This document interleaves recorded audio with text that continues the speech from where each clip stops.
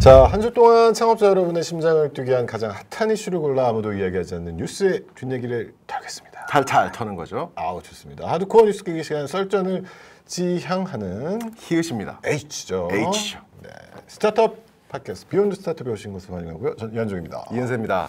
자, 오늘은 저희 비욘드 스타트업 드디어 15번째 시간입니다. 진짜 되게 압축적으로 14분을 소개를 드렸어요. 맞습니다. 그렇죠? 그러니까 매주 이렇게 창업자들의 이야기를 들어볼 수 있는 거가 공유해 드릴 수 있는 게 사실 저 입장에서도 너무 좋고 그렇습니다. 또 희망에는 많은 분들이 봐주시면서 또 많이 얻어가셨으면 좋겠다는 생각을 해요.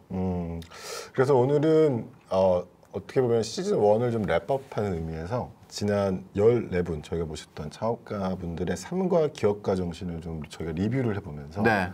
다들 되게 훌륭하신 분들이었잖아요. 그럼요. 네, 그럼요. 그래서 이분들이 이렇게 성장할 수 있었던 어떤 공통적인 DNA 저희가 한 5개를 뽑아봤습니다. 일단 네. 이제 랩업이라고 하시지만 이제 첫 우리 시즌 1이 끝난 거는 아니죠. 그렇죠? 네. 그래서 앞으로도 이제 몇 분을 더 모셔서 저희가 진행을 하게 될 거예요. 한 6분, 7분 정도 더 모시게 될 텐데 맞습니다. 일단 그분들 모시기 전에 지금까지 모셨던 분들에 대한 얘기를 한번 정리하고 맞습니다. 그리고 앞으로 모실 분들에 대해서도 조금 관심을 더 가져주시기를 부탁을 드리는 의미에서 저희가 한번 얘기를 해보도록 하겠습니다. 네. 그래서 오늘 방송의 주제는 제목은 네. 네, 전문 용어로 전문 용어 쓰지 않겠습니다. 일본어를 쓰려고 했었어요. 아 좋아요, 좋아요. 일본어 한번 써보죠. 오늘 야마.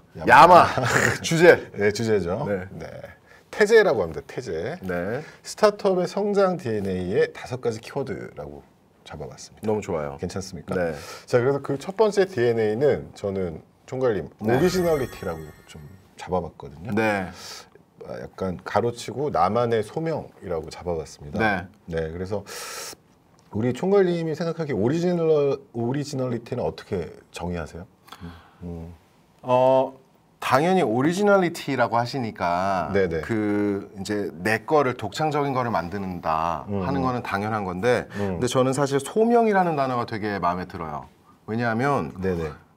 그러니까 모든 분들이 다 사실 창업을 하실 수 있어요. 그 세무서 가서 그냥 사업자 등록증 내시고 그런 그렇죠. 게 창업이 되는 거잖아요. 기술적으로는. 네네. 그런데 그게 아니라 실제로 창업이라는 행위를 하시는 데까지는 그건 뭔가 다른 에너지가 좀 작용을 많이 하는 것 같아요. 네. 근데 그게 저는 뭐 영어를 써서 좀 죄송합니다만 그 콜링이라는 게 있어요. 콜링. 네. 그러니까 내가 이 아이디어를 가지고 있지만 이걸 실제로 해야 되겠다 네. 하고 느끼는 순간이 분명히 있는 것 같거든요.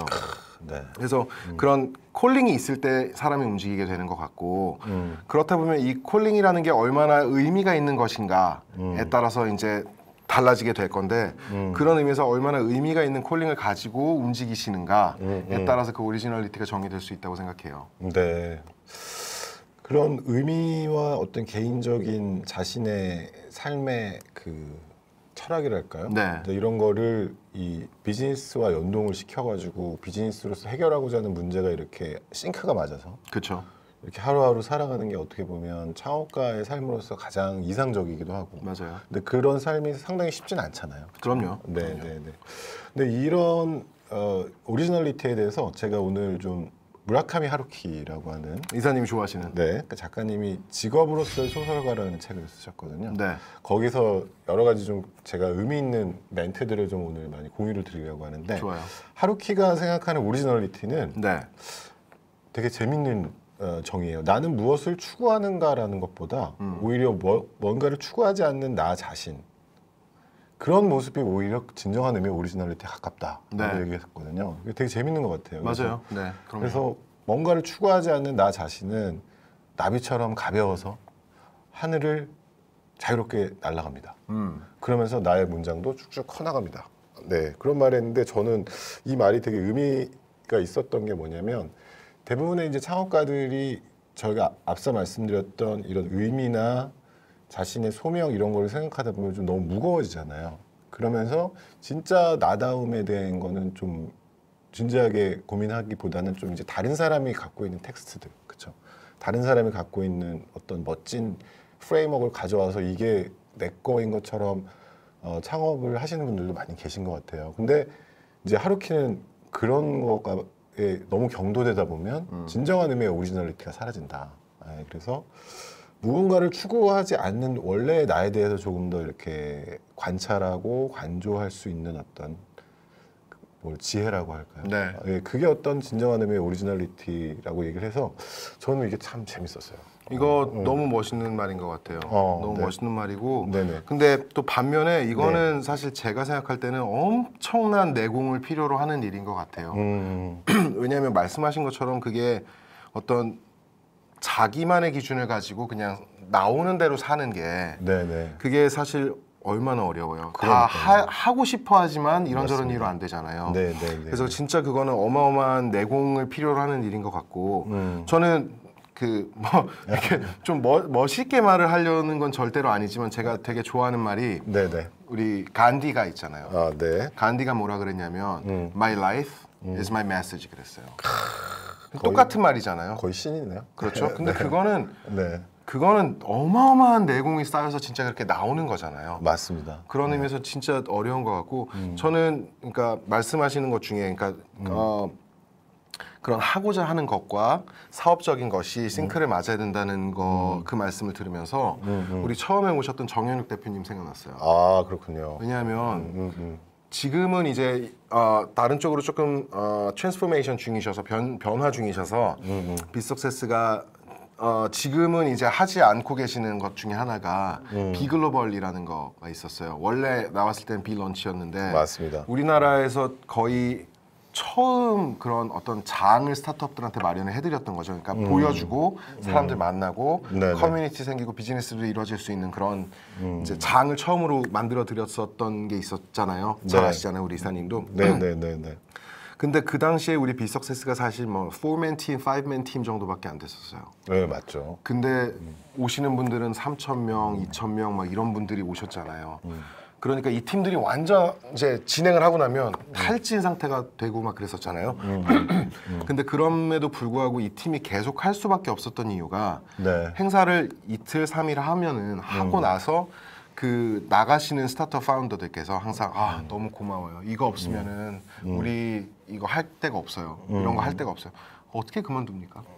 그죠? 그렇죠. 그러니까 그런 문제 의식하고 비즈니스적인 게 합쳐지면서 어떤 하나의 정말 멋진 그런 프로덕트가 나온 거잖아요. 맞습니다. 그래서 그게 정말 어떤 그런 오리지널리티를 만들어내는 되게 좋은 예가 될 수 있을 것 같아요. 네, 그래서 네. 그런 생각이 들고 그러면서 비석세스의 DNA는 예를 들면 그렇게 스타트업을 정말 퓨어하게 지원하는 걸로 맞춰졌잖아요. 네네. 지금도 예를 들면 광고가 뜨긴 뜨지만 정말 선별해서 스타트업에 정말 필요한 광고만 하고 계시고 네. 그런 것들이 그러니까 콜링에서부터 정현욱 대표가 개인적으로 느꼈던 콜링에서부터 좋은 그런 기업의 형태, 팀의 형태를 만들어가고 그렇죠. 사업도 영위한 되게 좋은 예가 된 것 같아서 그러니까 정말 이제 비석세스 하면 그냥 자연스럽게 나오잖아요. 정말 스타트업 너무 좋아하고 네, 그런 것들이 맞습니다. 그런 내공이 쌓인 것들이 어떤 건지 잘 보여주는 사례가 되는 것 같아요.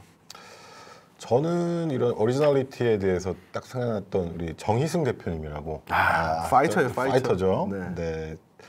정말 우리 비용 그리고 말씀하는 그 하시는데 죄송하지만 우리 정혜승 대표님의 그 뭐죠 텀블벅 프로젝트가 드디어 어우. 오늘 00시에 시작이 됐어요. 아니, 벌써 목표 금액을 초과 달성하셨어요. 넘었죠. 네, 네. 그래서 텀블벅에서 진행하고 계시고 우리 정희승 대표님 너무 축하드리고요. 축하드립니다. 네 그리고 참여해 주실 분들은 네. 텀블벅에 가셔서 마이니를 검색을 해보시면 찾으실 수 있으니까 또 많이 참여도 부탁드릴게요. 제 말씀 끊어 죄송합니다. 네. 말씀을 막 끊으시네요. 미안해요. 그 정희승 대표님도 어떻게 보면은 저는 그 잘 몰랐거든요. 정희승 대표님. 그쵸. 근데 방송을 하면서 이분이 갖고 계신 자신의 삶과 어떤 그 시간에 대한 철학, 네. 근데 이런 것들이 어떤 이렇게 제품으로 승화되면서 불과 어제 네. 텀블벅에 이렇게 목표 금액을 오늘 00시. 00시죠.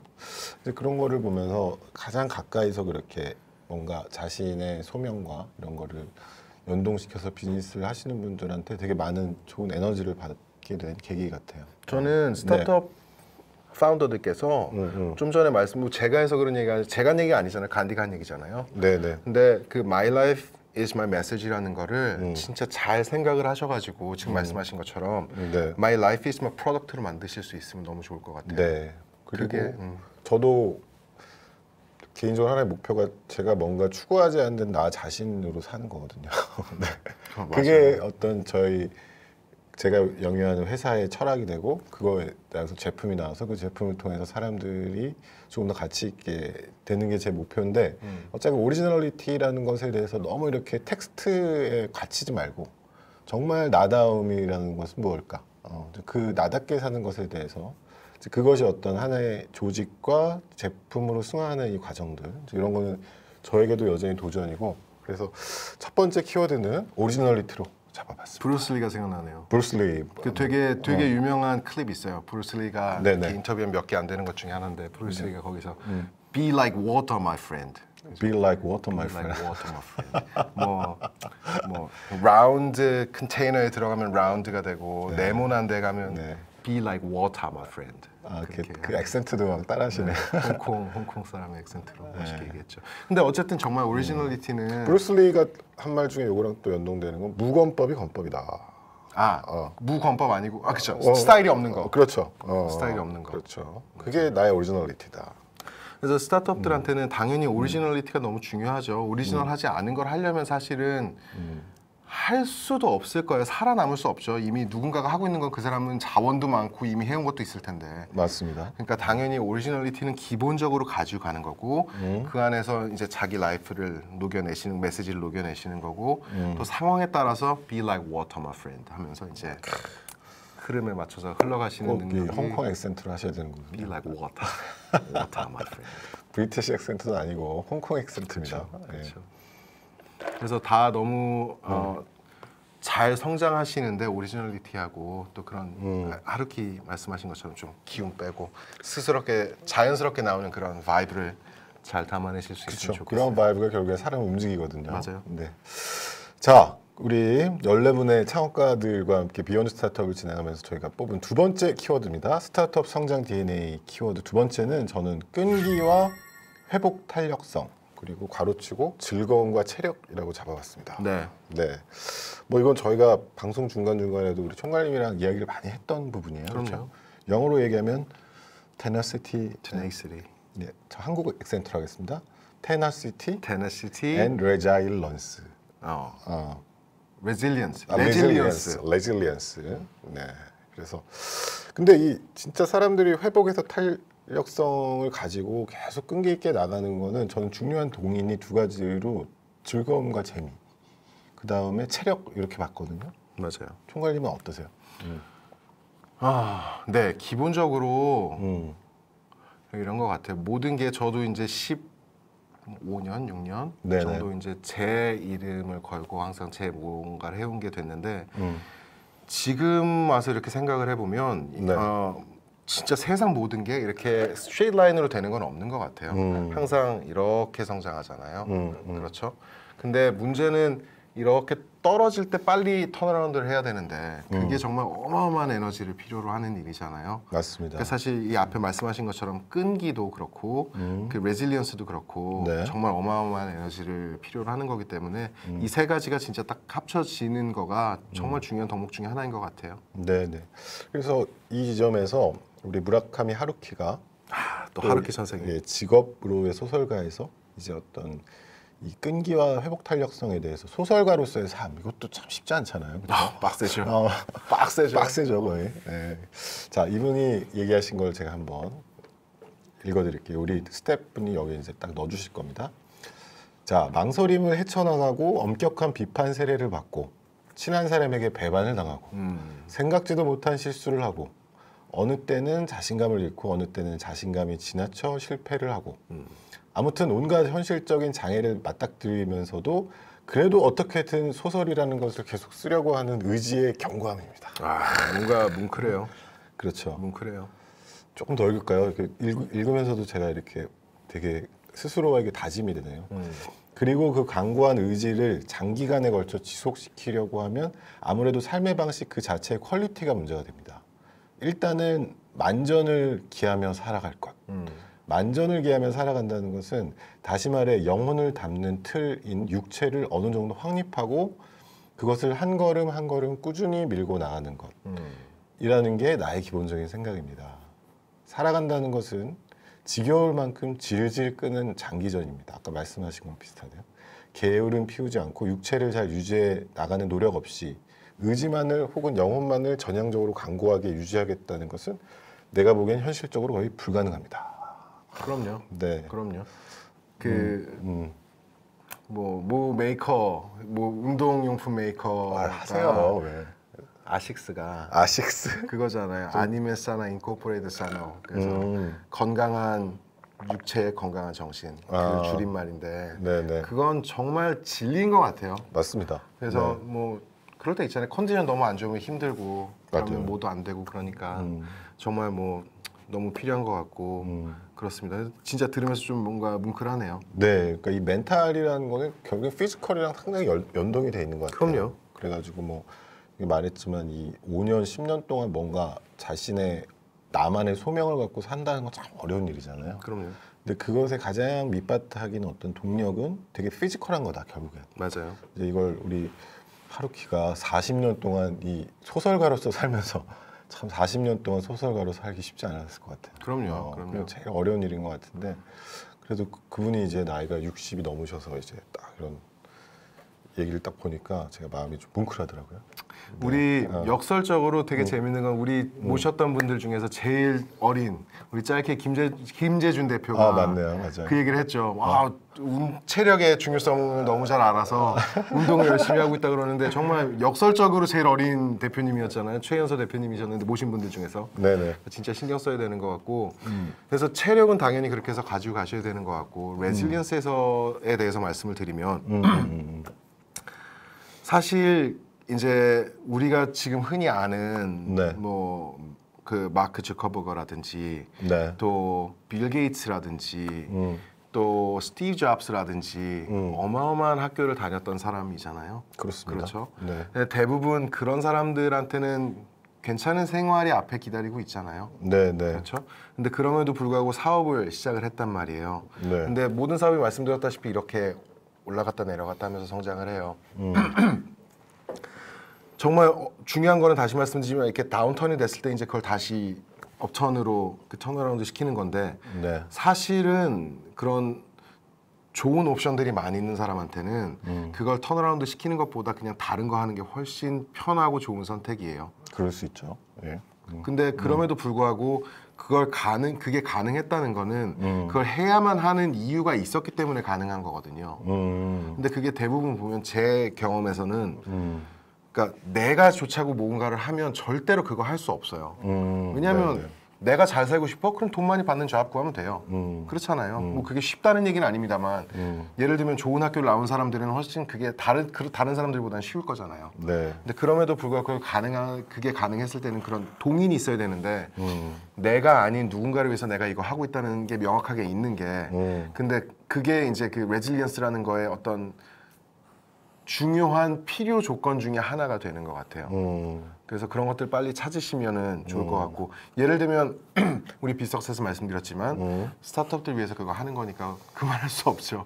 해야 되잖아요. 그러니까 그런 식으로 항상 뭔가 좀 또 우리 노건식 대표님 모셨을 때도 사운드 리퍼블리카도 그런 정말 수많은 인디 아티스트들 혹은 인디 아티스트가 아니더라도 그 인디펜던트 아티스트들 이 공정하지 못한 시장에서 존재하는 것들을 개선하고 싶으신 거잖아요, 결국은. 그런 식으로 뭔가 정말 멋있는 커즈가 있어야지 가능한 것 같아요.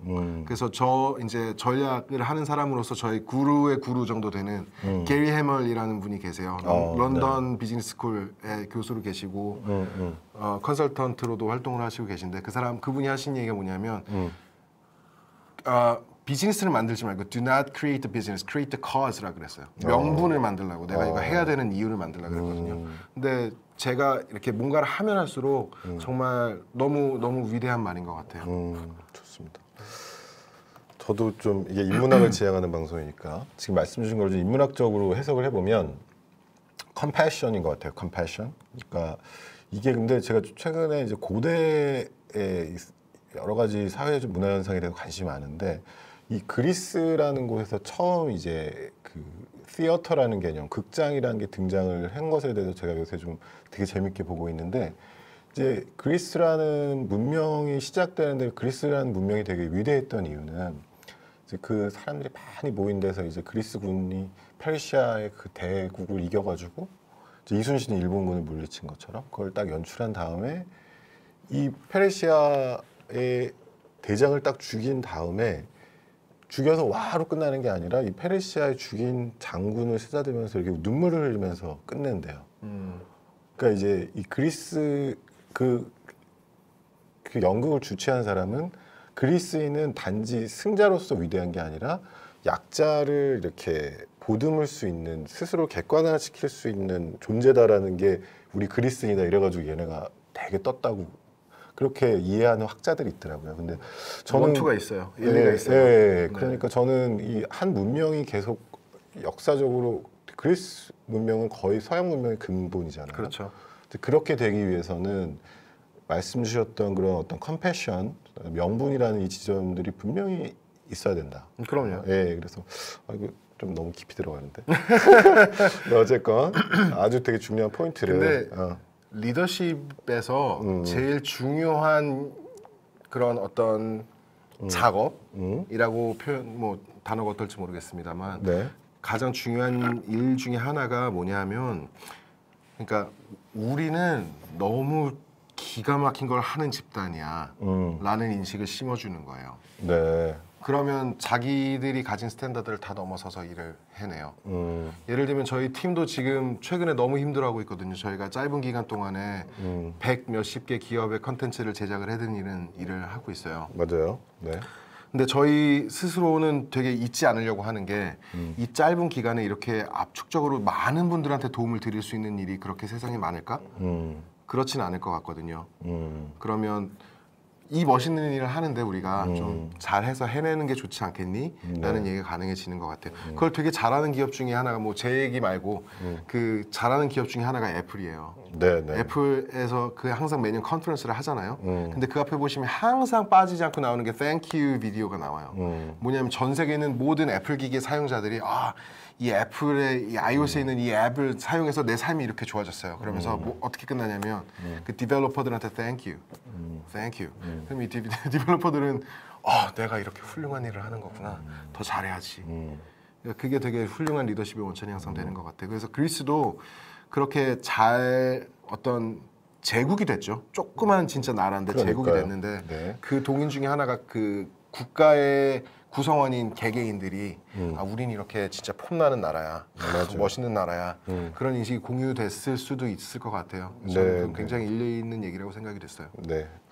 자, 우리 끈기와 회복 탄력성을 얘기하다가 이제 막 그 리더십까지 종횡무진하는 거죠. 컴패션까지 나왔습니다. 자, 그래서 두 번째 그 스타트업 성장 DNA에 저희가 잡아본 키워드는 끈기와 회복 탄력성이었고요. 이제 어떤 지속성을 위한 체력뿐만이 아니라 뭐 컴패션 그리고 이렇게 다운턴 됐을 때 다시 돌아가게 하는 어떤 명분, 뭐 혹은 즐거움 이런 것들이 이제 끈기와 회복 탄력성의 중요한 동인이라는 이야기 좀 다뤄봤고요. 네.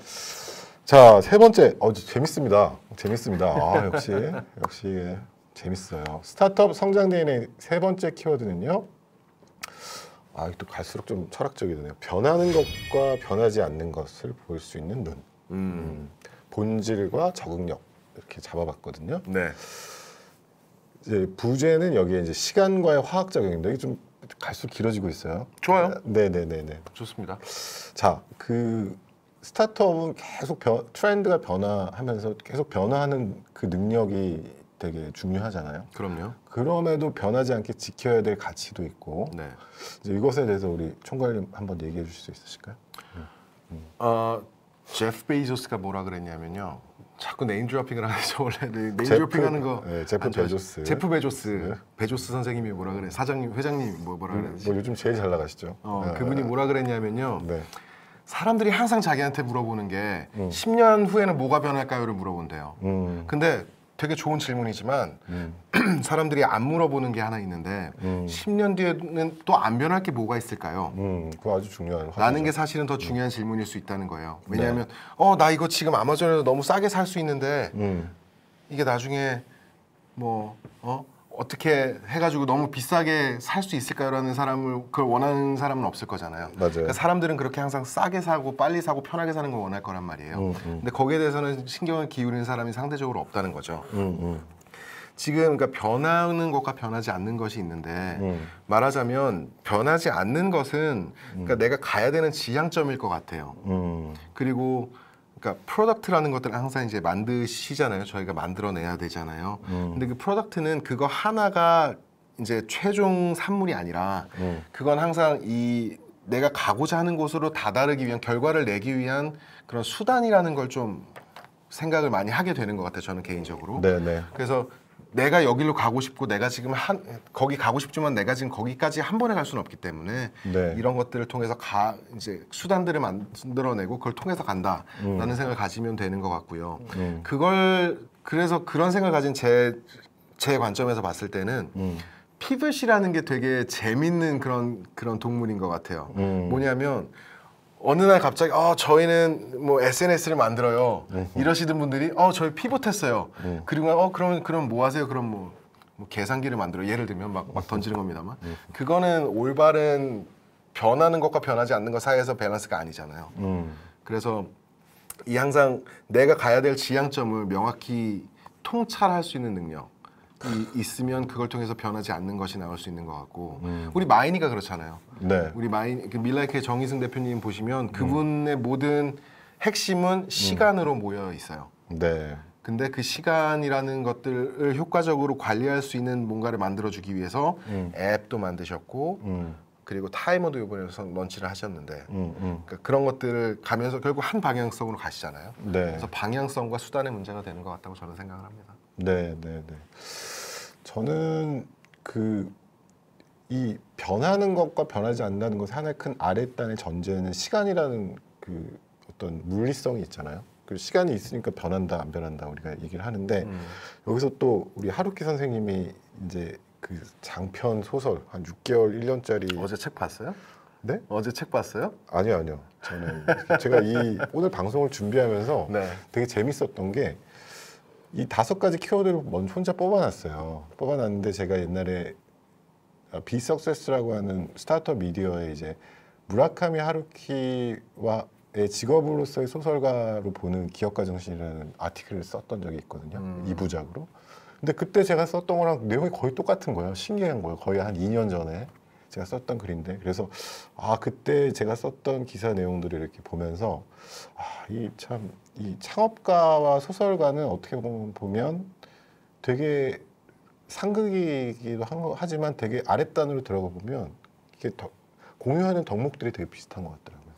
결국엔 이 시간이라는 것과의 싸움이 되게 중요하잖아요. 네. 네, 그래서 단지 뭐 몇 개월 안에 결판이 나는 문제가 아니기 때문에 그래서 나름 이제 이 시간이라는 것을 기다리면서 자신의 어떤 제품을 만든다든지 마케팅을 한다든지 이제 이런 과정에 있어서 이제 하루키가 장편 소설을 쓰는 과정에 대한 거를 좀 제가 가져왔습니다. 좋고요. 뭐 네. 잠깐 딴 얘기가 될 수도 있지만, 네네. 그러니까 각각의 그런 업들에 있는 이치들이 있는 것 같아요. 업들의 이치. 네. 네. 그러니까 말하자면 일리죠. 하나의 그런 이치가 있는 거죠. 근데 그런 일리들을 그러니까 각각의 것들의 일리들을 다 놓고 보면 그러면 하나의 공통된 진리가 나오는 것 같아요. 근데 뭐 제가 안다는 얘기는 절대 아니고 그래서 저 짧은 식견이지만 뭐 짧은 경험이지만 식견이랄 것도 안 되고 그냥 경험이지만 네네. 보면 그러니까 정말 그게 있는 것 같아요. 이렇게 여러분들을 만나시다 보면 네. 어떤 하나의 뭔가가 있는 것 같아요. 저도 아직 부족하기 때문에 그걸 한 문장으로 정리할 수는 없죠. 뭐 하루키 선생님은 잘하셨지만 근데 그런 일리들 사이에서 진리를 발견할 수 있는 것 같아서 그리고 그 진리는 진짜 공통적인 아까 하루키도 말을 했고 간디도 말한 비슷한 이미지 같은 맞습니다. 맥락의 것들 있잖아요. 그런 네네. 것들이 나오는 것 같아요. 네. 제가 시간 죄송합니다. 네. 아니요, 되게 중요한 포인트인데 이제 어떤 그런 진리를 라는 그 포인트에서 이 시간이라는 것과의 어떤 시간을 내 편으로 만든다는 표현을 우리 하루키는 많이 쓰는데 어쨌건 되게 장기전이기 때문에 그렇죠. 이 시간과 항상 이렇게 서로 이렇게 대화도 하고 이래야 되는데 어떻게 했는지 한번 제가 읽어보겠습니다. 이게 되게 많이 도움이 되실 거예요. 시간은 작품을 만들어내는데 매우 소중한 요소입니다. 특히 장편 소설에서는 사전 작업이 무엇보다 중요합니다. 내 안에서 나와야 할 소설의 싹을 틔우고 통통하게 키워가는 침묵의 기간입니다. 소설을 쓰고 싶다는 기분을 내 안에서 서서히 만들어갑니다. 그런 사전 작업에 들이는 시간, 그것을 구체적인 형태로 일으켜 나가는 기간, 일어선 것을 냉암소에서 진득하게 양생하는 기간, 그것을 밖으로 꺼내 자연의 빛을 쏘이고 단단히 굳어져가는 것을 세세히 검증하고 쿵쾅쿵쾅 망치질을 하는 시간. 그런 과정 하나하나에 충분히 시간을 들였느냐 아니냐는 오로지 작가 본인만이 실감할 수 있습니다. 맞아요. 그리고 그런 작업 하나하나에 들인 시간의 퀄리티는 틀림없이 작품의 납득성이 되어서 드러납니다. 좀 멋있지 않습니까? 그럼요. 이거는 단지 소설가뿐만이 아니라 뭐 뮤지션이라든지 어떤 하나의 결과물을 만들어가는 아티스트들, 그다음에 뭐 새로운 제품을 개발하는 엔터프리너들한테도 되게 의미 있는 하나의 포인트가 아닐까? 그럼요. 네. 저는 이제 최근에 미국에서 활동을 했었잖아요. 네네네. 거기서 활동을 하면서 너무 그러니까 이게 맞는 건데 내가 혹은 한국에서 조금 뭔가 잘못돼 있었구나 하고 느낀 게 뭐냐면 네네. 제가 누구를 처음 만난단 말이에요. 그럼 네네. 이제 인사를 하겠죠. 뭐 안녕하세요, 저는 누구입니다. 뭐 누구입니다. 네. 뭐 하세요, 뭐 하세요, 어쩌고 저쩌고. 그리고 나서 이제 헤어져요. 근데 이제 생각해봐서 이놈이 좀 괜찮은 것 같다. 그럼 연락해서 또 만나요. 만나가지고 그 다음 자리에서 또 뭐 하냐면 또 너 뭐 어떻게 이런 일을 하게 됐어? 뭐 쭉쭉쭉. 나는 이렇게 됐는데 하하 이러고 또 그냥 헤어져요. 이런 게 한 4번 5번 이렇게 진행이 되고 나서 그때가 돼서야 뭐 조금 이제 일 얘기하는 거예요. 근데 한국에서는 대부분 그렇지 않잖아요. 만나서 통성명 근데 저희 지금 이렇게 하고 있는데 이거 같이 한번 해보시면 어떨까요? 내가 언제 봤다고? 날 뭘 안다고? 그렇잖아요. 네. 그래서 그런 시간 밸류가 사실은 시간의 가치가 특히 스타트업들한테 훨씬 중요할 텐데 왜냐하면 상대적으로 그렇게 옵션들이 많이 있지 않잖아요. 그러다 보니까 하나의 옵션들이 되게 중요할 텐데 네. 그런 옵션들을 하나 선택할 때 있어서 필요한 그런 시간의 가치들이 약간 그러니까 그것보다 시간보다 다른 것들에 대한 비중을 너무 많이 두고 있는 게 아닌가라는 생각이 들었어요. 네. 근데 사실은 우리 하루키가 얘기한 것처럼 예를 들면 시간을 두고 연마된다 그랬나요? 네네. 그런 과정들이 분명히 필요할 텐데 그게 없이 되면 그러니까 전략을 하는 사람들이 하는 얘기가 뭐냐면 타임 컴프레션 디스이코노미라는 게 있어요. 그러니까 시간 압축의 불경제로 한국말로 하면 바뀌는데 내가 10시간이 될 거를 압축을 시켜서 1시간으로 해서 했단 말이에요. 그럼 그랬을 때는 이게 얼마나 많은 자원이 시간이 됐든 돈이 됐든 사람이 됐든 필요할 거잖아요. 그리고 나서 되지도 않을 뿐이려니와 된다고 하더라도 이미 너무 많은 자원을 써버려서 이건 실리가 없다라는 것 개념이 있거든요. 네. 그런 것들도 발생할 수 있는 것 같고 그래서 시간이라는 게 반드시 필요한 것 같고 충분한 시간을 들여야 된다는 그런 생각을 네, 가지고 네. 계시는 게 반드시 필요한 것 같아요. 우리 또 시니어 창업자들도 모셨잖아요. 우리 그 라이브업 하면서 맞습니다. 그분들이 쌓은 경험들이 그렇게 쌓인 거잖아요. 네네. 그래서 굉장히 중요하다고 저는 생각을 합니다. 네. 그래서 대부분 이제 많은 스타트업에 특히 이 바닥은 스피드라는 게 상당히 중요한 밸류잖아요. 그래서 뭐 근데 저는 스피드라는 밸류를 결코 폄하하진 않아요. 이게 그 시장의 변화에 기민하게 대처해서 이제 비대한 조직들이 이제 의사결정 프로세스가 길어가지고 그 소비자의 니즈에 대응하지 못할 때 정확하게 빠른 속도로 그 소비자 니즈를 찾아가는 그런 프로세스는 분명히 저는 유효하다고 보는데 근데 그것보다 좀 근본적인 차원에서의 분명히 시간과의 화학작용이 필요한 여러 가지 포인트들은 분명히 사업에 있거든요. 이제 그런 것들을 이렇게 저는 잘 이렇게 볼 줄 아는 능력, 그렇죠? 그리고 스피드가 필요한 부분 그런 거는 대부분 빨리 변화해야 되는 영역인 거고, 그다음에 정말 본질에 대한 고민에 대해서 긴 시간 동안 어떤 시간이라는 것의 화학작용을 통해서 뭔가 만들어가는 부분이 또 있는 거고, 이제 그런 것들에 대한 인사이트를 우리 창업가들이 좀 잘 가지셨으면 좋겠고, 그리고 저희가 인터뷰했던 분들도 말씀하신 시니어 창업가 분들 보면 보시면 좀 다르잖아요, 진짜. 그 한 20년, 30년 동안 해오셨던 것들이 내면에 이렇게 쌓여 계시니까 그래서 제가 세 번째 DNA는 변하는 것과 변하지 않는 것. 저는 네. 말씀하신 거에 다 동의하고요. 네네. 근데 한 가지 이제 첨언을 하자면 네네. 스피드라고 말씀하셨는데 스피드는 속력이고요. 아 벡터. 사실은 velocity가 더 중요하죠. 그렇죠. 내가 어디까지 빨리 가는지가 중요하거든요. 맞아요. 그냥 이거는 네, 정신 네. 없는 거고요. 네네. 내가 가고자 하는 거 명확하게 정하고 거길로 빨리 가는 건데 그 안에서 내가 뭔가 변화가 필요하다면 그 방향성을 가지고 변화하는 거가 중요하다는 말씀만 첨언하고 싶었어요. 훌륭합니다. 네, 감사합니다. 자, 어느덧 저희 방송의 중반부로 들어가고 있는데요. 네. 자, 우리 여기 저희 방송하고 있는 서울 창업하부가 지난주인가요?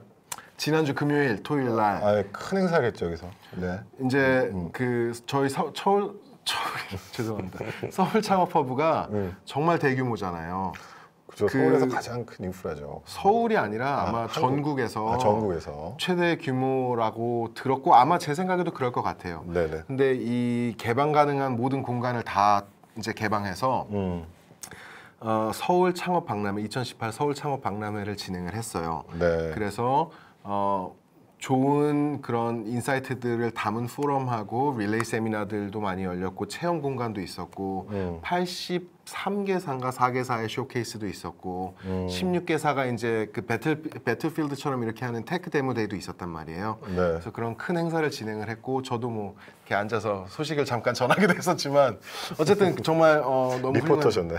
네, 뭐 그렇죠. 나팔수였죠, 나팔수. 나팔수. 네, 그런 역할을 하긴 했었는데, 네. 그래서 저희 팀에서 이제 그 간단하게 어떤 행사가 진행이 됐는지 스케치를 만든 것 같아요. 어우, 지금 볼 수 있나요?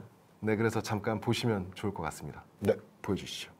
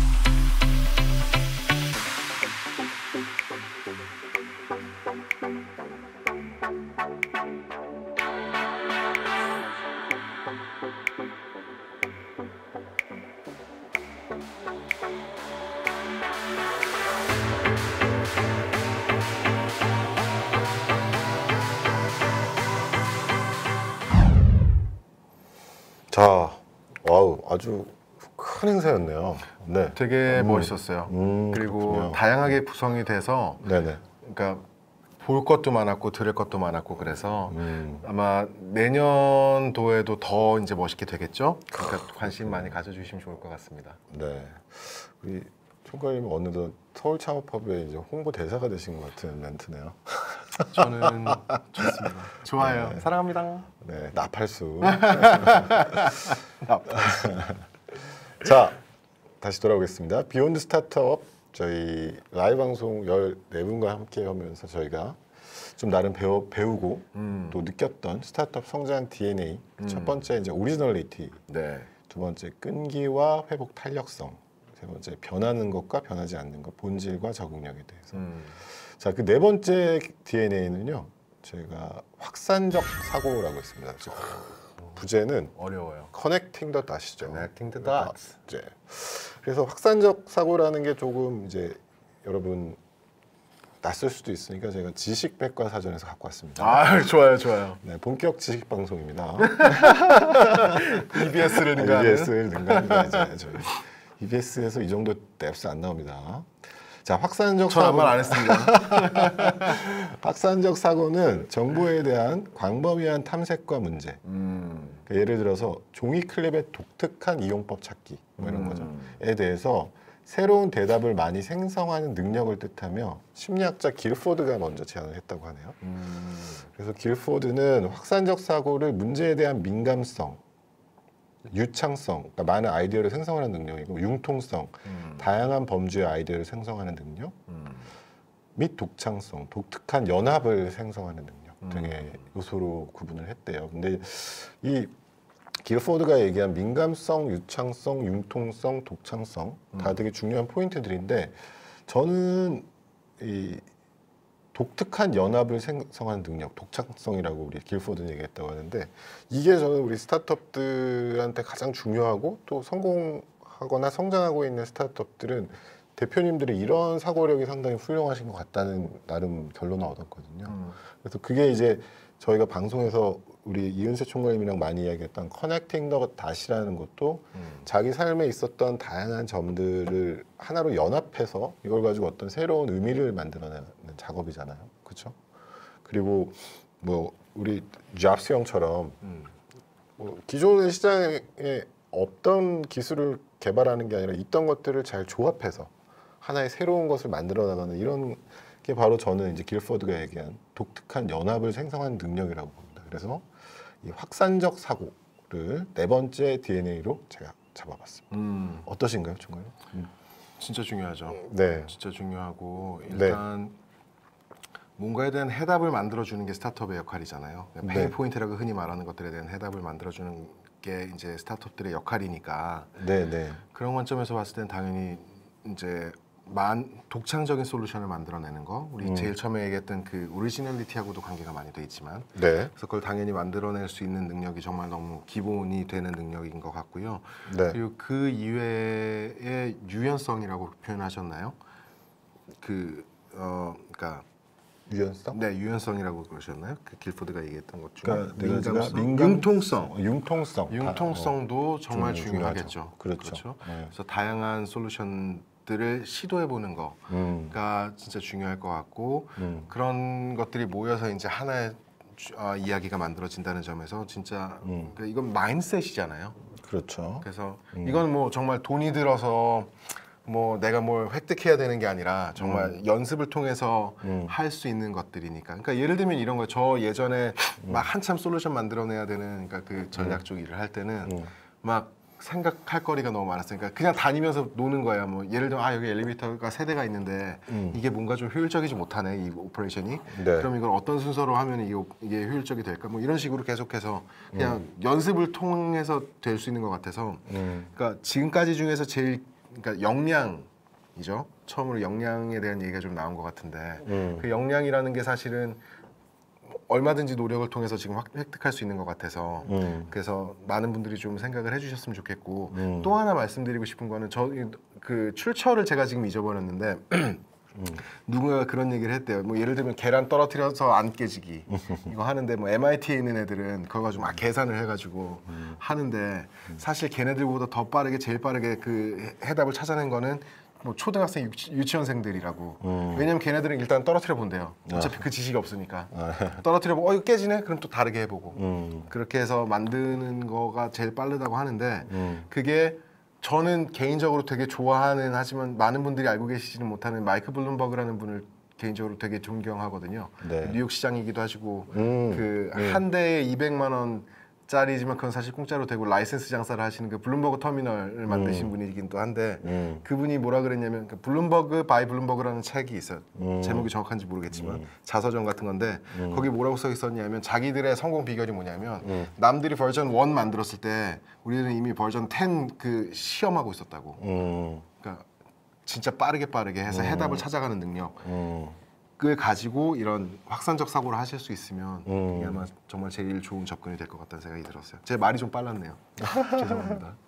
총괄님 오늘 기분이 좋아 보이시네요. 저는 아시잖아요. 뭐 네, 네. 항상 너무 행복하게 지내고 있습니다. 그렇다면 이 확산적 사고가 뭐 유전으로 결정되는 것이냐? 이 사고 그건 아닙니다. 아니죠, 절대로. 그래서 근데 저는 개인적으로 이건 훈련을 통해서 충분히 신장시킬 수 있는 하나의 그리고 그 능력이라고 보고 이런 분들이 이렇게 책을 쓰실 때는 네. 대부분 자기네들이 강연을 하고 할 수 있는 주제들을 내시기 때문에 이게 뭐 DNA로 선천적으로 결정된다 그러면 이런 주제를 잘 안 다루시죠, 보통. 그래서 저는 이걸 아까 우리 총괄님이 말씀해 주셨던 velocity, velocity. 벡터 값이 있는 네. 그것과도 연동되는 이야기인데 그러니까 이 어떤 스타트업이 나아가는 것에 대한 방향성 그리고 다양한 점들을 연합하는 능력 이런 것들은 어떤 삶에서 충분히 숙고할 수 있는 생각의 시간이 꼭 필요할 것 같아요. 그래서 우리 밀라이크 정희승 대표님 오늘 또 여기서 브랜드 마케팅을 해드리네요. 그런 제품이 꼭 필요하진 않지만 그런 걸 갖고 하루에 뭐 딱 정해진 시간, 뭐 1시간이면 1시간, 2시간이면 2시간 동안 정말 이 빌 게이츠의 띵크획처럼 생각만 하는 시간들을 좀 여러분 가지시는 것도 되게 좋을 것 같습니다. 그래서 이런 여러 가지 나의 스타트업을 성장시키기 위한 다양한 점들을 고민하고 또 벡터 스타트업이 나갈 방향성에 대해서 고민하는 이런 시간의 중요성. 그래서 이제 확산적 사고, 커넥팅 더 닷을 네 번째 밸류로 잡아봤습니다. 잠깐 다른 얘기로 넘어가기 전에 한 가지만 또 덧붙이고 싶은 게 있는데요. 네네. 그러니까 지금 이 확산적 사고에 대해서 네. 이제 민감성, 유창성, 융통성, 독창성 이렇게 네 가지가 있었잖아요. 네네. 근데 이 네 가지를 한 사람이 다 가져야 되는 건 아닐 수도 있어요. 그렇죠. 그렇죠? 네. 예를 들면 내가 굉장히 독창적인 거를 만들어낼 수 있는 능력은 있는데 실제로 그걸 뭐 예를 들면 구현하는 혹은 뭐 문제를 인지하는 거는 잘 모르겠다. 그러면 빨리 그 누구셨죠? 우리 티모의 정은혜 대표님이 말씀하셨던 것처럼 그 메타인지가 메타인지가 되면 내가 이런 능력은 있지만 이런 능력은 조금 부족하네 해서 빨리 그 부족한 걸 메이크업을 할 수 있는 그런 팀원이나 코파운더를 모시는 것도 그건 사실 파운더의 정말 중요한 능력 중에 하나잖아요. 맞습니다. 그래서 그런 식으로 이제 메이크업을 충분히 하실 수 있다는 말씀도 그냥 같이 전해드리고 싶었어요. 그러니까 확산적 사고, 수렴적 사고, 뭐 메타인지 모든 것이 한 사람 안에 있을 수 없기 때문에 팀으로서 그거를 인지해가지고 팀원을 구성하면 아주 훌륭한 어떤 브레인이 만들어진다. 그렇죠. 이런 말씀이신 거죠. 네. 좋습니다. 정은혜 대표님 화이팅! 여기 브랜드 티모 화이팅! 팀원 화이팅! 제 딸이 잘 쓰고 있습니다. 좋아요. 자, 오늘의 마지막 그 성장 DNA죠. 네. 다섯 번째 키워드는 뭐 이거는 동서고금을 막론한 덕목이네요. 경청과 대화, 소통의 능력을 잡아봤습니다. 네, 이거는 뭐 사실 스타트업 DNA라기보다는 모든 인간 삶에 있어서 가장 중요한 가치 중에 하나가 아닐까라는 생각하는데 어떠세요? 제가 제일 못하는 것 같아서 좀 찔려하고 있었어요. 왜 잘 못하세요? 뭐 약간 경청은 네. 제가 정말 많이 노력을 하고 있음에도 불구하고 네. 좀 약한 것 같아요. 그래서 좀 찔려하고 있었어요. 네. 그래서 여기서 제가 본격 지식 방송이지 않겠습니까? 또 이청득심이라고 있습니다. 이청득심 여기 스텝이 여기서 넣어주실 거예요. 이 이청득심이라는 거는 사람의 마음을 얻는 최고의 지혜는 귀를 기울여 경청하는 데 있다라는 말이래요. 이청득심. 이 말을 가장 좋아했던 분이 삼성가의 이건희 씨가 이병철 회장으로부터 받은 유사한 그 희호, 그것도 경청이라고. 네. 조금 더 들어가겠습니다. 경청에서의 청의 지혜도 두 가지래요. 자해. 다른 사람의 말을 듣는 귀가 으뜸이며 들을 때는 10개의 눈을 움직여 하나의 마음을 주시하는 것처럼 들으라는 것과 눈과 귀와 마음으로 들으면 상대방은 왕 같은 대접을 받는다라는 것이래요. 청자라고 하는 이 들을 청자 안에 그렇게 많은 의미가 있다네요. 어떻게 생각하십니까? 총괄님. 사람들이 네. 누구랑 얘기를 할 때 금방 알아요. 이 사람이 이 사람이 진짜 나한테 네. 정말 100% 관심을 주고 있지 않은지 그거는 듣는 사람이 바로 알아요.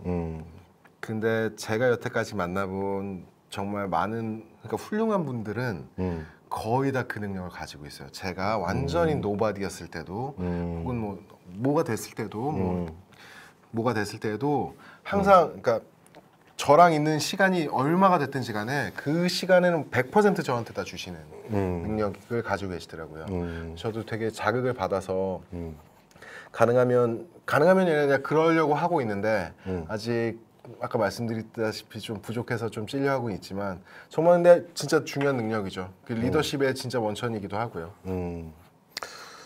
그 저도 좀 비슷한 맥락의 이야기를 하고 싶은데 이제 경청과 대화를 제가 좀 현실적으로 해석해 보면 사람들은 이게 사회적인 지위나 겉모습 때문에 경청의 자세가 많이 바뀌죠. 사실 평범한 사람들은 그런 경우가 그렇죠. 많죠. 네. 이 사람이 본질이 어떤 사람인지 잘 모르는데 뭐 이 사람이 예를 들어서 무슨 재벌가 총수 혹은 뭐 높은 사람 재벌가 총수 제가 만나본 적이 없어서 모르겠네요. 아니, 그러니까 그런 외적으로 주어진 타이틀 때문에 이 사람을 경청하려고 하잖아요. 그렇죠. 그래서 이런저런 이유로. 그렇죠. 그다음에 뭐 이 사람이 갖고 있는 본질에 대한 고민보다는 어느 학교의 무슨 명문대학교 교수다. 그러면 저 사람 말이 맞을 것 같다고. 그럼 대부분 그렇구나. 근데 그거는 경청은 아니잖아요. 그렇죠. 그 그렇죠? 권위에 순응하는 거죠. 그렇죠. 그러니까 진정한 경청이라는 건 어떻게 보면 이 사람의 말하는 것의 본질에 대해서 어느 정도의 리스펙트를 가져야 되는 부분이기 때문에 상당히 어려운 덕목인 것 같아요. 맞아요. 뭐 경청이라는 게 그냥 무작정 뭐 사람들을 다 맞아 그러십니다. 대단합니다. 이게 아니라 그렇기 때문에 이거는 되게 좀 고민하면 할수록 되게 키우기 어려운 덕목인 거 맞는 것 같아요. 그렇지 않습니까? 맞아요. 근데 역설적으로 스타트업들한테는 정말 중요할 수 있는 게 그럼요. 그런 뭐 사람들 사이에서 비즈니스적인 측면이 아니라 사실 그러니까 스타트업들은 뭔가 문제를 가진 사람들의 입장에서 이걸 해결해 주는 솔루션을 찾는 거라고 말씀드렸잖아요. 그 흔히 말하는 페인 포인트라는 걸 해결을 하는 건데 네. 그게 가능하려면 자기도 페인 포인트를 뭐 느끼고 있겠지만 당연히 거기에 대해서 네. 또 그걸 느끼고 있는 그 공통된 페인 포인트를 느끼고 있는 많은 사람들한테 공감이 돼야 되잖아요. 아까 말한 컴패션도 뭐 그 같은 일종이 될 수 맥락이죠. 있겠지, 이환이 될 수 있겠지만 네. 그래서 그런 어떤 사업의 이유, 커즈를 찾고 또 아까 말씀드린 민감성을 높이는 측면에 있어서도 사실은 파운더들은 그러니까 이 사람이 이런 문제를 가지고 있구나 하는 거를 잘 듣고 파악할 수 있는 능력이 반드시 필요하다는 점에서 그래서 이런 경청 그리고 소통하는 거 너무 중요한 것 같고 또 말씀드리면서 제가 또 한번 찔리네요. 열심히 하겠습니다. 네. 그 다음에 저는 이제 대화라는 것에 대해서 또 얘기를 하고 싶은 게 이제 제가 최근에 이제 고대 문명에 대해서 관심이 많아서 많이 보고 있는데 이제 플라톤의 대화 이제 이런 거를 보면 대화라는 거는 사람들이 생각할 때 뭐 밥 먹었니?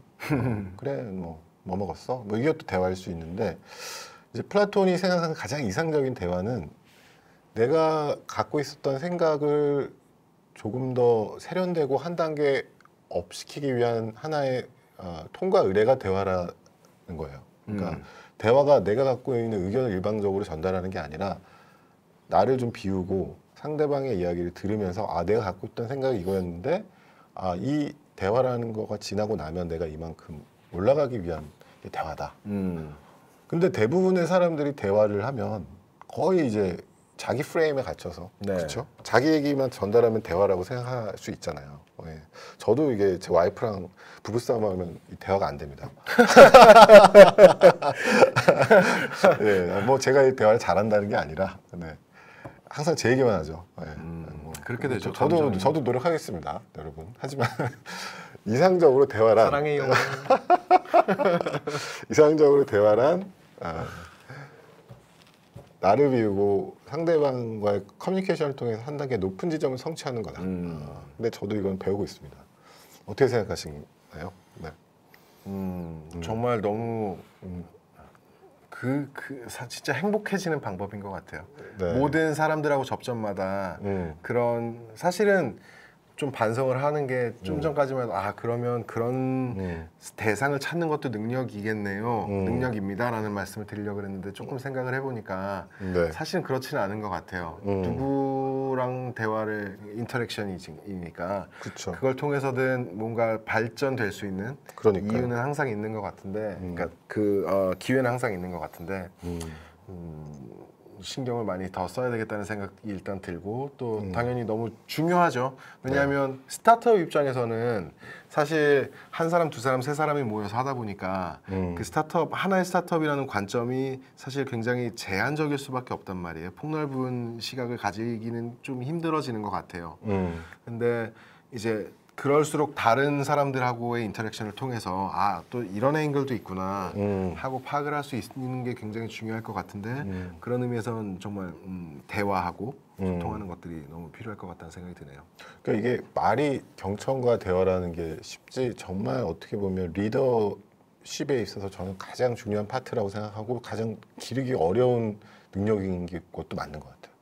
그러니까 리더라는 사람들은 어떻게 보면 뭐 저도 그렇지만 겉으로는 잘 듣는 척하지만 자신의 생각을 완전히 비우지 않거든요. 그렇잖아요. 쉽지 않거든요. 그럼 듣는 척하긴 하지만 이 정말 자신의 구성원이라든지 고객의 목소리에 정말 이렇게 가슴으로 대화할 수 있는 이런 능력은 앞으로 저도 좀 많이 좀 배워야 되지 않을까. 가정생활을 하는 것도 쉽지 않아요. 심하게 싸우셨어요? 아니 이게 제가 이제 결혼 이후 벌써 한 7, 8년 차 되는데 참 이게 가장 어렵더라고요 이게.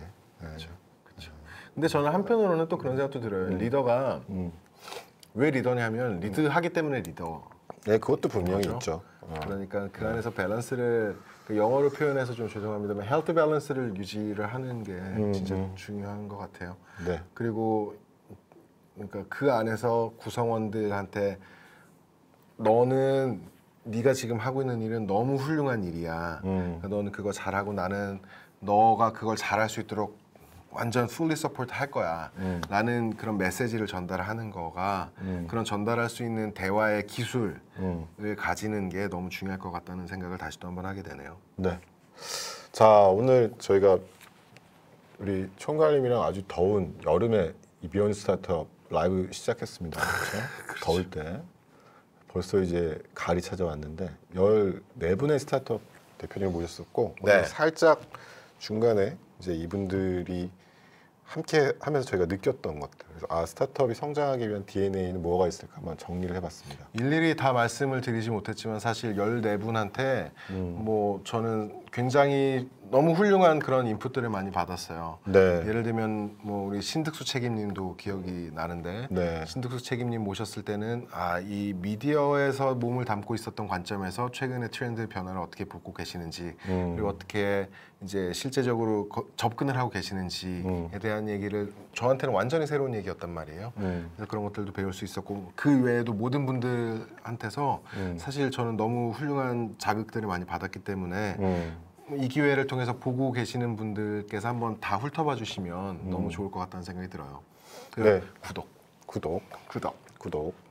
저도 사실 많이 배울 수 있었던 거는 이제 제 지인들이 많이 나오시긴 했는데 뭐 여기 창업하부 쪽에 계신 분들은 저도 잘 몰랐던 분들이잖아요. 뭐 티모의 그레이스 대표님, 그다음에 뭐 정희승 대표님, 이런 분들이 아이템을 처음 보기에는 그냥 뭐 단순한 무슨 뭐 팬시 용품이라고 할 수도 있는 거고 아니면 뭐 애기들을 위한 앱이라고 볼 수도 있는데 이 서비스가 하나 나오기까지 두 분이 살아오신 족적 한 10년, 20년의 모든 히스토리가 이 제품에 녹여져 있는 그런 모습들을 보면서 전 개인적으로 많이 배웠습니다. 그럼요. 우리 뭐 또 생각이 나는 게 우리 책익지라 예, 가희님. 이가희 대표님도 마찬가지로 지금은 여러분들이 알고 계시는 그런 유튜브에서 책 읽어주는 그런 컨텐츠를 만드시는 분이지만 사실 그 배경에 이렇게 쭉 흘러온 내용들이 있었잖아요. 네. 대학교에서부터 창업을 실제로 해봤고 네. 그런 것들이 지금 있는 가치 어떻게 그 컨텐츠로서의 가치를 덮여가지고 새로운 가치를 만들어내는지에 대한 고민이 계속 이어온 거였잖아요. 이어져 온 네. 거였잖아요.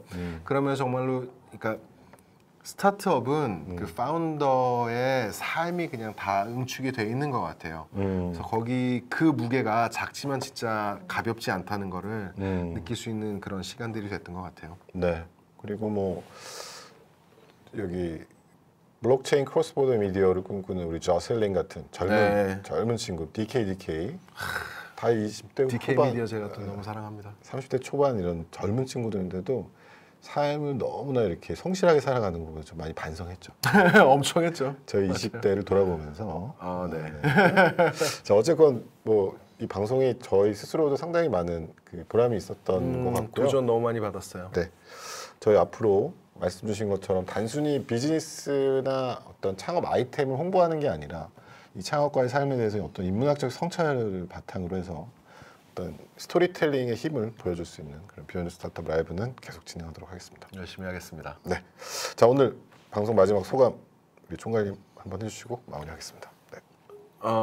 일단은 이런 좋은 기회가 있어서 저도 이제 안트프너니까 파운더니까 네. 너무 그냥 너무 좋은 것 같아요. 너무 좋고 네. 그리고 많은 분들 앞으로도 모셔가지고 또 말씀 전해드릴 수 있으면 너무 좋겠고 네. 그러면서도 저 개인적으로는 이제 또 말씀 드리면서 또 도전 많이 받을 수 있는 기회가 됐으면 좋겠고 네.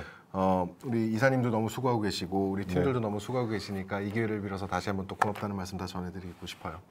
네, 시상식 소감문 같네요. 네. 자, 그러면 우리 다음 시간은요 다시 이제 스타트업 장모님 사랑합니다. 아 뭐야? 아니 우리 장모님이 이걸 자꾸 지인들하고 공유해서 보시는 거예요. 진짜로? 정말 사랑합니다. 네네네. 다음 주는 부산 사나이를 모시기로 했습니다. 부산이가 부산 윤득한 사투리를 듣게 되실 겁니다. 아주 훌륭하신 엔터프리너고요. 이제 기대돼요. 아주 씩씩한 분들 위주로 저희가 계속 모실 겁니다. 자, 오늘 방송 끝까지 시청해 주셔서 감사드리고요. 오늘 감사합니다. 스타트업 성장 DNA의 5가지 키워드 지금 비욘드 스타트업의 은세 HJ였습니다. HJ. 여러분 다음 시간에 만나요. 안녕. 구독해 주세요. 구독. 구독.